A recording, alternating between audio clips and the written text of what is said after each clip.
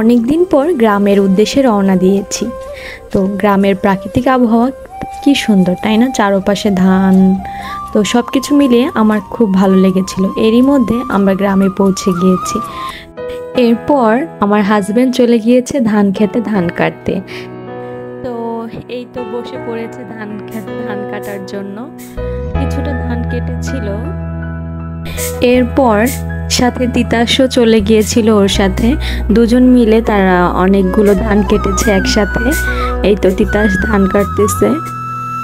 বলতে গেলে গ্রামের পরিবেশটা এত বেশি সুন্দর, দেখেন চারপাশে কি সুন্দর ধান আর ধান, মানে ধানগুলো পেকে সব হলুদ হয়ে গিয়েছে। তো ধান কাটা শেষে বাড়িতে সব ধান নিয়ে আসা হয়েছে। এরপর এই ধানগুলোকে মেশিনে মাড়াই করা হবে। এরপর চুলায় ধানগুলো সিদ্ধ বসিয়ে দিয়েছে জেঠি। দিদি আমাকে শেখাচ্ছিল কিভাবে ধান আসলে নাড়তে হয়। আমি তো আসলে এগুলো পারি না ওইভাবে।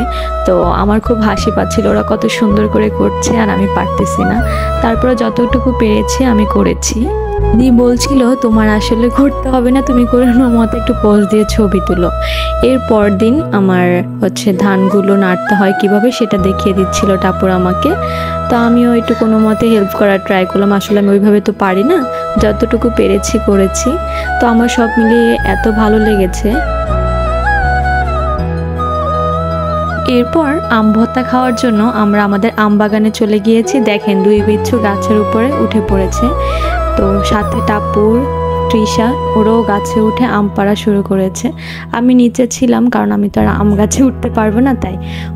এই তো আম পাড়া শেষ। তো আমরা আম নিয়ে বাড়ির উদ্দেশ্যে রওনা করেছি। তো সবাই মিলে হাতে করে আম নিয়ে যাচ্ছি বাসার দিকে। আমাদের এই ভিডিওগুলো সব কিছু করে দিয়েছে। তো এই তো আমরা বাসায় আসার পর তৃষা আম কাটছে আর টাপুর আম ঘষায় লেগে পড়েছে। দেখেন কি সুন্দর করে আবার আম ভর্তাও মেখেছে, অনেক মজা হয়েছিল।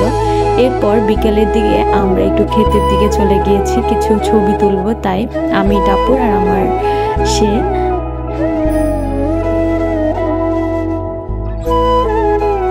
এরপর আমরা যে যার মতো ছবি তোলার জন্য পোজ দিয়ে ছবি তুলছিলাম।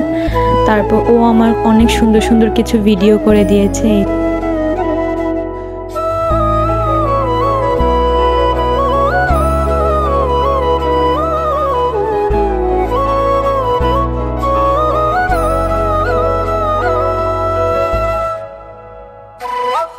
আমাদের দুজনের এত সুন্দর সুন্দর ছবি টাপুর আমাদেরকে তুলে দিয়েছিল।